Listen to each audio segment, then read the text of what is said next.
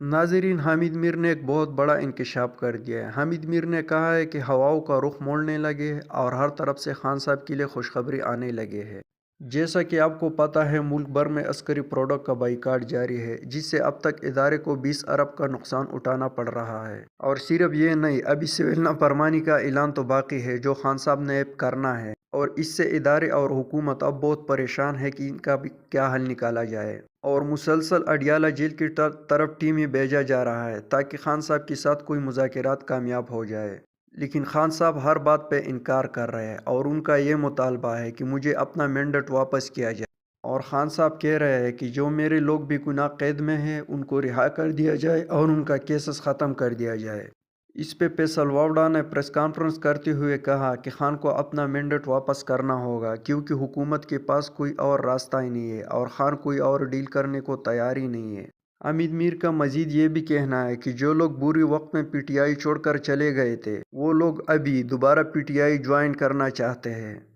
لیکن اس پہ خان صاحب کا جواب آیا ہے کہ جنہوں نے پی ٹی آئی کو بری وقت میں چھوڑا ہے اور پی ٹی آئی کے ساتھ غداری کیا ہے ان کے لیے پی ٹی آئی میں کوئی جگہ نہیں ہے۔ اور حامد میر کا مزید یہ بھی کہنا ہے کہ بس ڈیل چل رہی ہے، کچھ دنوں کا بات ہے، خان رہا ہو جائیں گے۔